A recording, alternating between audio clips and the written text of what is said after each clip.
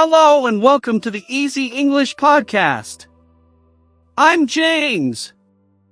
And I'm Anna.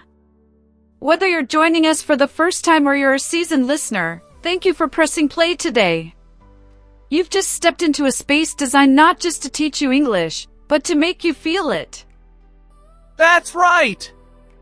And today, we're diving into one of the most powerful, beautiful, and sometimes messy forces that shapes our lives.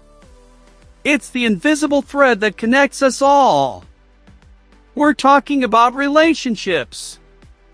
Now, before you think this is just another lesson on dating, hold on. We're going much, much deeper. We're talking about that deep bond with your best friend who knows all your secrets, the tricky dynamics with a colleague, the complex love within a family, and yes, even those fleeting connections with strangers that can change your entire day. Every single one of these connections comes with its own unique vocabulary, its own emotional landscape. And our goal today is to give you the words to navigate it all in English, with confidence and authenticity. So, how is this going to work? First, we're going to immerse you in a story.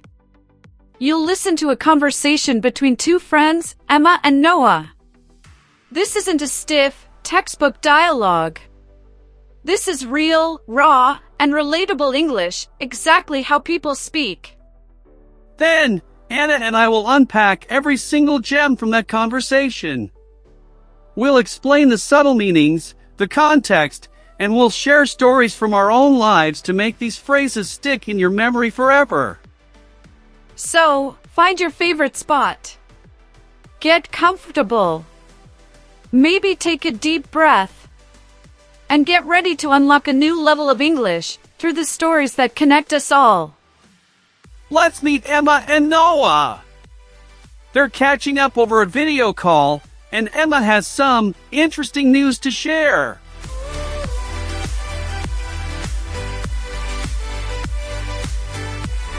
You are not going to believe what just happened. I need to tell someone. Oh, I'm all ears. That smile on your face tells me it's good. What's up?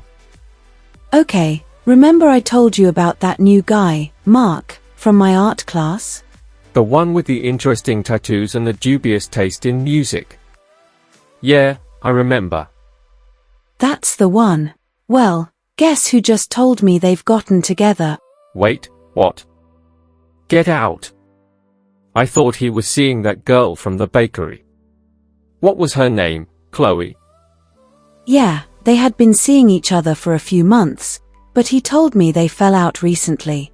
Apparently, they just couldn't stop arguing about the smallest things. Well, that was fast. So, you and Mark, is this a thing? Are you two dating now? Not exactly, no. We're still getting to know each other. You know, talking, texting all the time, going for walks. It's not serious yet, but I really like him. Well, just take it slow. You know, I heard a rumor that he had a bit of a complicated past. Something about having an affair with a colleague last year. That kind of baggage doesn't just vanish overnight. Yeah, I know. I heard the gossip, too. But you know what? I believe people can learn from their mistakes. I'm really trying to keep an open mind about it.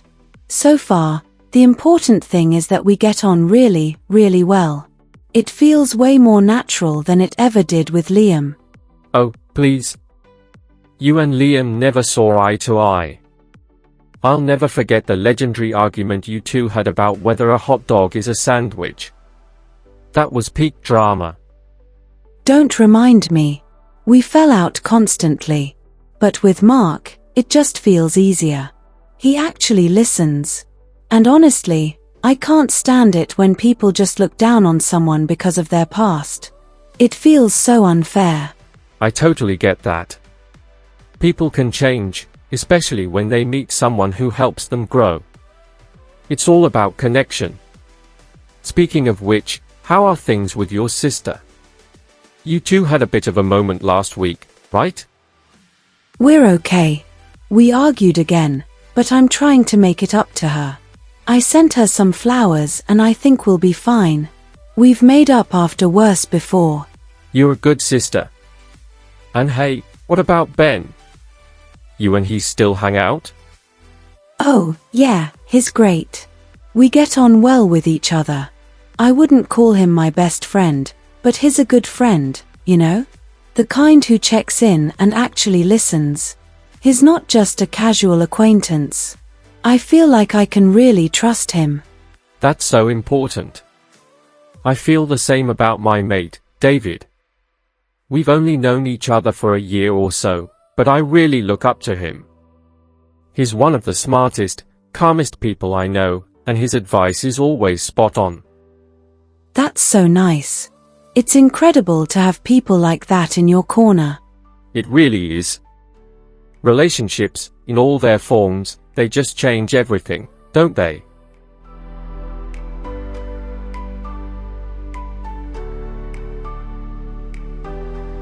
And that, right there, was a conversation packed with so much real, usable English. It felt like we were right there with them, didn't it, Anna? Absolutely, James. It had everything: excitement, gossip, a little bit of drama, and some really heartfelt moments.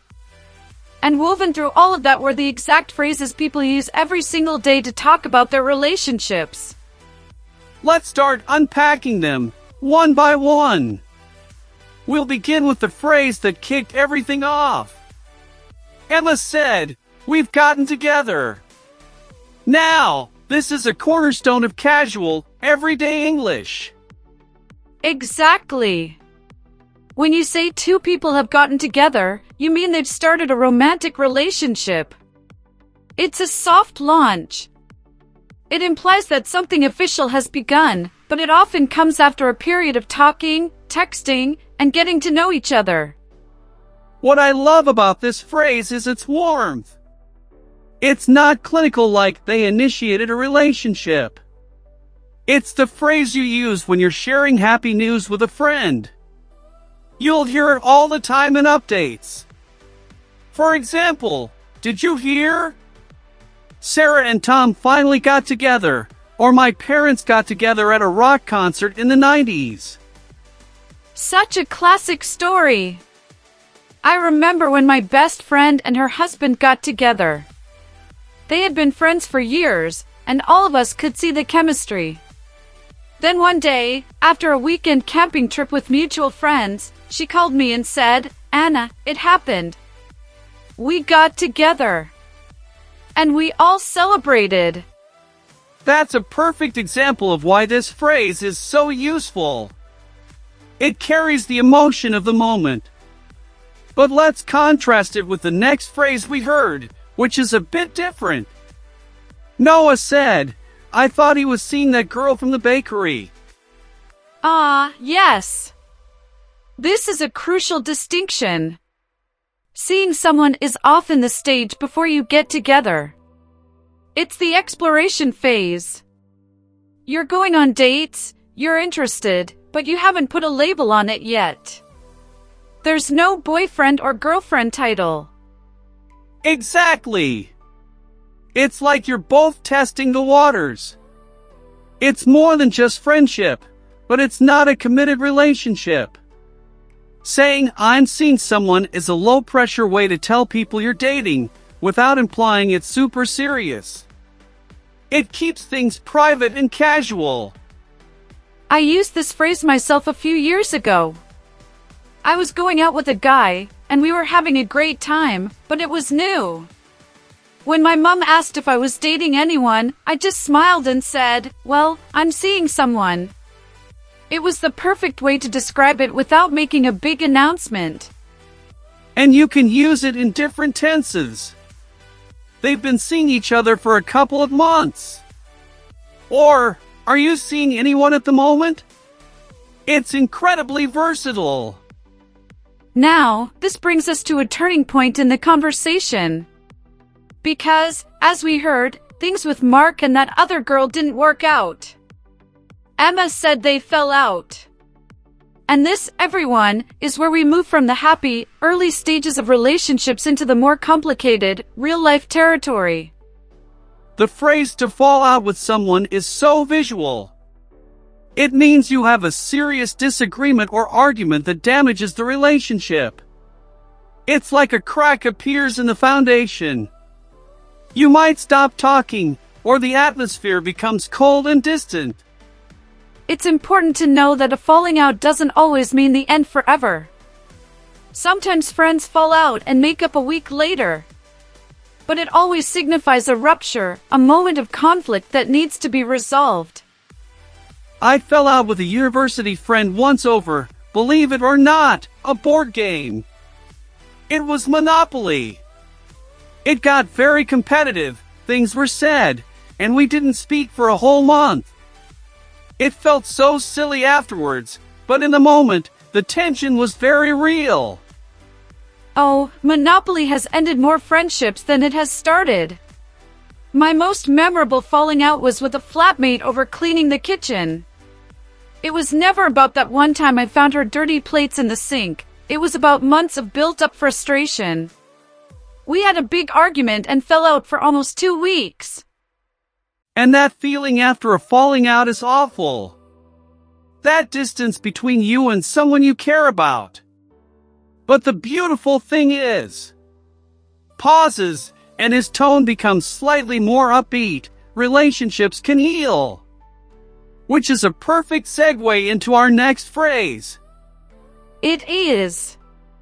Because after you fall out, you often want to make it up to the person. But we'll explore that right after this short break. Stay with us.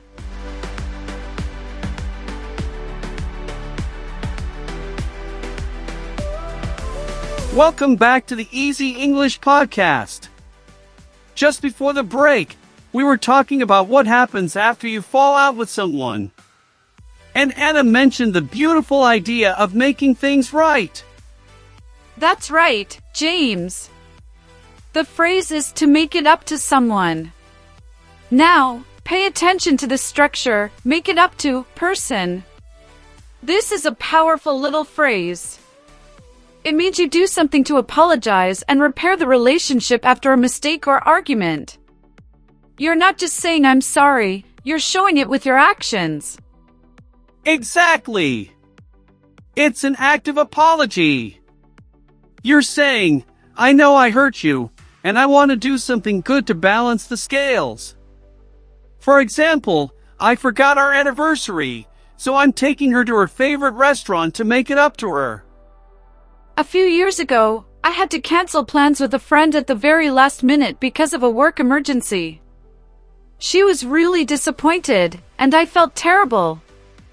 So I said, I'm so sorry. Let me make it up to you. The next weekend, I cooked her a huge dinner. It wasn't a grand gesture, but it was thoughtful, and it showed her that our time together was important to me. And that's the key.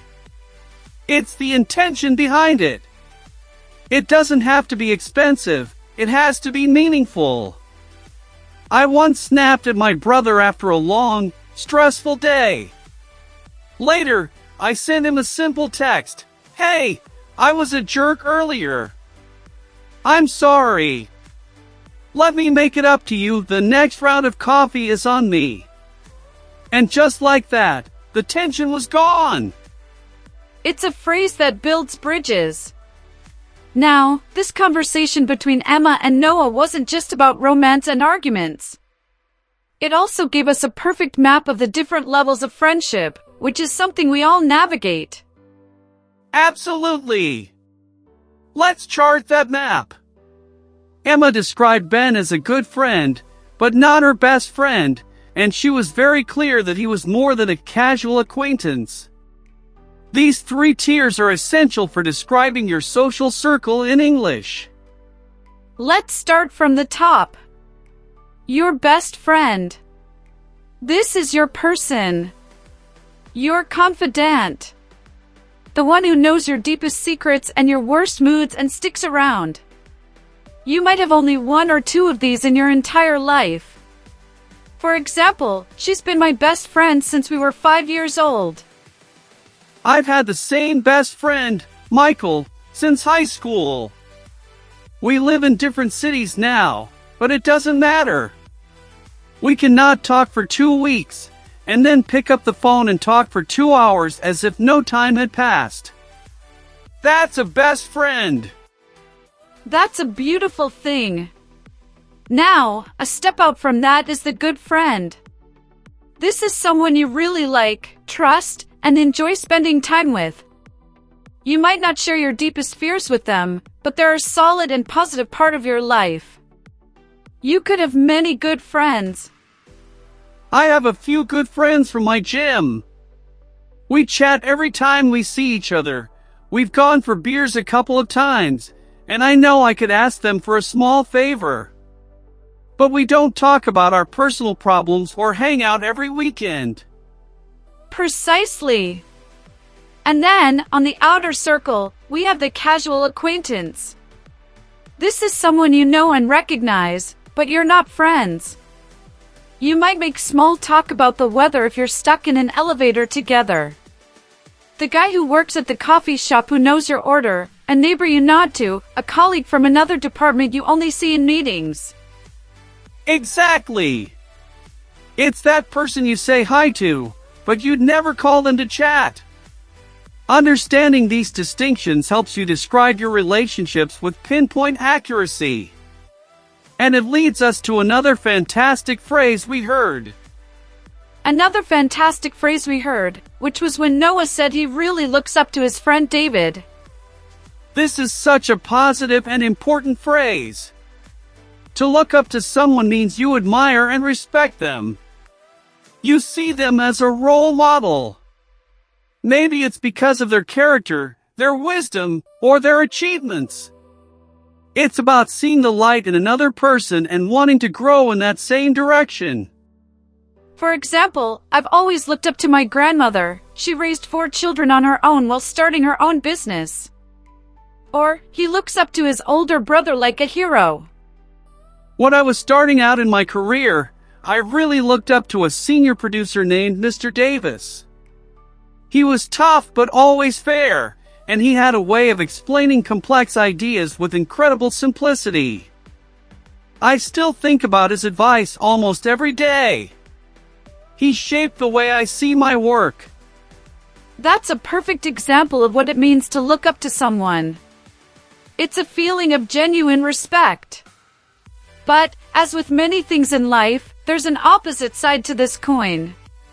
And we heard it in Emma's frustration when she said, "I hate it when people look down on someone for their past." And this phrase, to look down on someone, is so powerfully negative. It means to act with a sense of superiority, to judge someone as being beneath you. It's often based on superficial things, their job, their background, their education, or their mistakes. It's a behavior that says, "I am better than you." For instance, she looks down on anyone who didn't go to university, or it's awful how he looks down on the security guards in his building and never says hello. I once witnessed someone look down on a waiter because he mixed up an order. The customer was so condescending, speaking to him like he was incompetent. It was uncomfortable to watch, and it said everything about the customer and nothing about the waiter. Unfortunately, we've all probably seen or experienced that. The key is to be the person who does the opposite. To be someone who lifts others up, not pushes them down. Now, all of this talk about looking up to people and falling out leads us to a crucial question: what is the foundation of a good, day-to-day relationship? And the conversation gives us the answer. It does! It's all about how you get on with someone. Emma said, "We get on really, really well."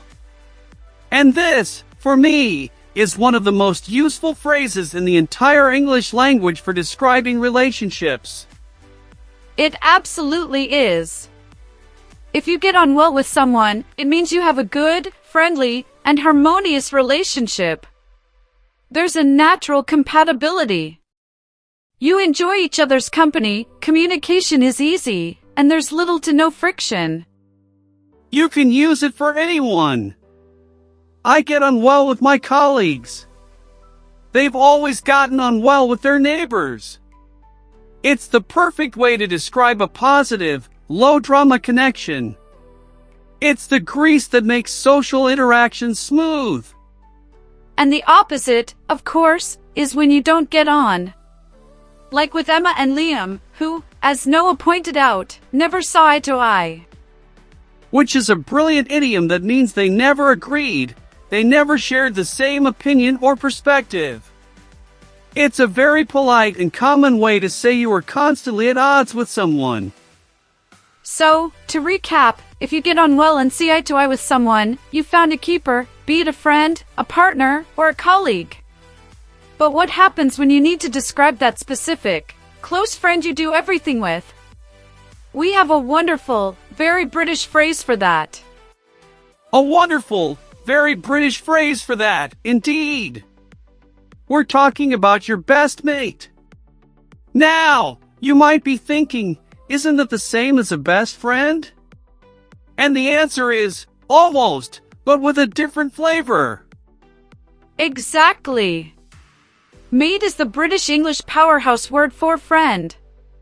It's casual, it's warm, and it's used all the time. So, your best mate is your closest friend, your partner in crime. It carries that same level of closeness as best friend, but with a more relaxed, everyday feel. You'd say, I'm going to the pub with my best mate, or she's been my best mate since university. I remember when I moved to the UK, I noticed how everyone used mate. The cashier at the shop, your colleague, your actual best friend. But when you add that best in front of it, you're singling out the number one person. My best mate Chris is the one I call when something amazing happens, or when I need to figure out a problem. It's a term of endearment and immense trust. And it's not just for the lads either. Girls use it too. I have a group of girlfriends, and my best mate Laura is the one I speak to every single day. It's a versatile and essential word for anyone learning natural British English. Now, all this vocabulary we've covered, from getting together to falling out, from best mates to casual acquaintances, paints a full picture. But language isn't just about words, it's about the music between them. It's about the tone, the feeling. And that brings us to a subtle but powerful phrase we heard, we hang out. Ah, yes. To hang out. This is the verb of modern friendship. It means to spend time together in a relaxed, informal way. There's no plan, no agenda. You're not going to the cinema, you're just hanging out. Maybe at home, maybe in a park. It implies a level of comfort where you don't need to be entertained. It's the opposite of a formal date or a meeting.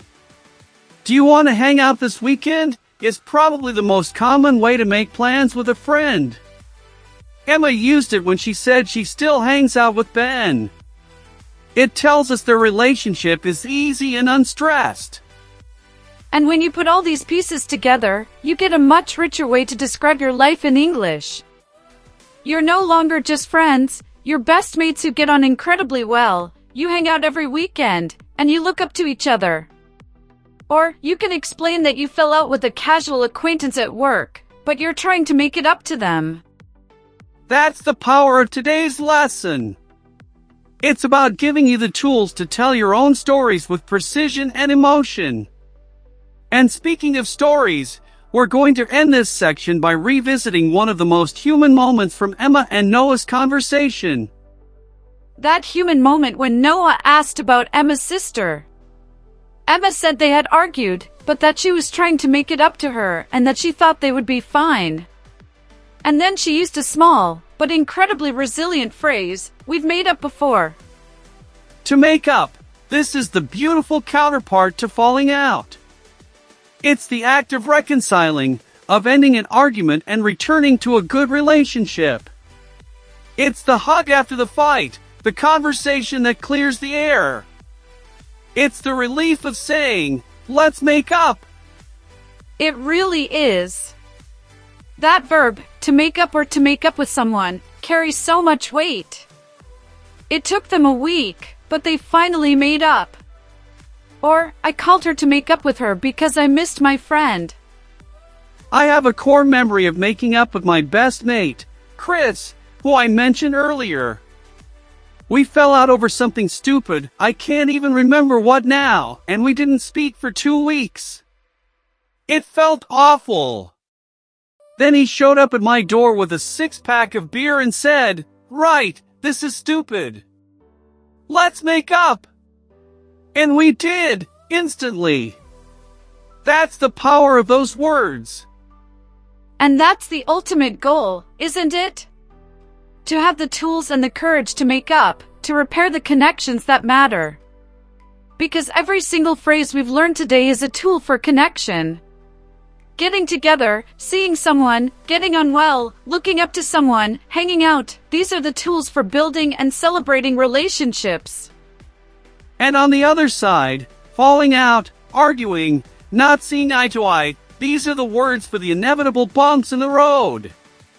But now, you also have the tools to fix them, to make up and to make it up to the person. So, as we start to bring this episode to a close, we want to leave you with this thought. Learning this vocabulary isn't just about memorizing words.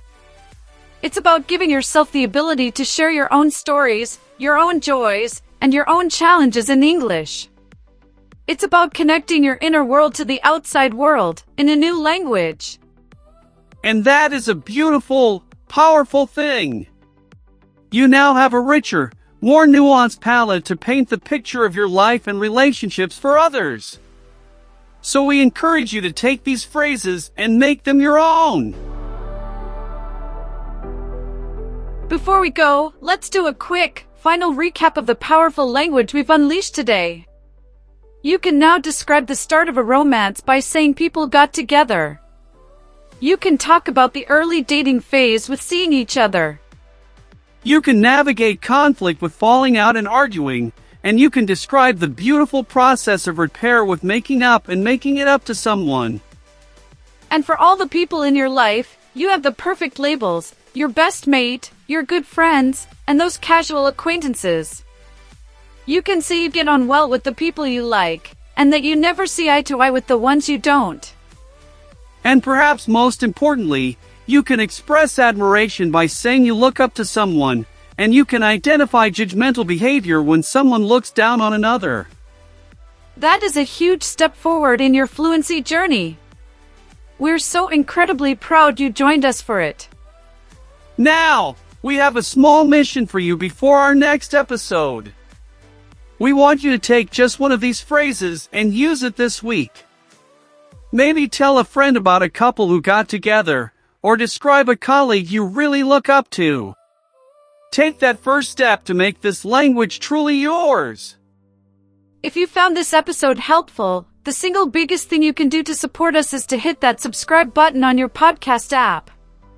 By subscribing, you never miss a new lesson, and it tells us you want more of this content. It truly makes all the difference. And if you're feeling extra amazing, leaving us a rating or a review helps other learners like you find our community. We read every single one and they absolutely make our day. Thank you so much for your time and for trusting us with your English learning. Remember, fluency isn't about perfection, it's about connection. And you are well on your way. Keep practicing, keep speaking, and we'll be waiting for you right here next week. Until then, take care and keep flowing. Goodbye!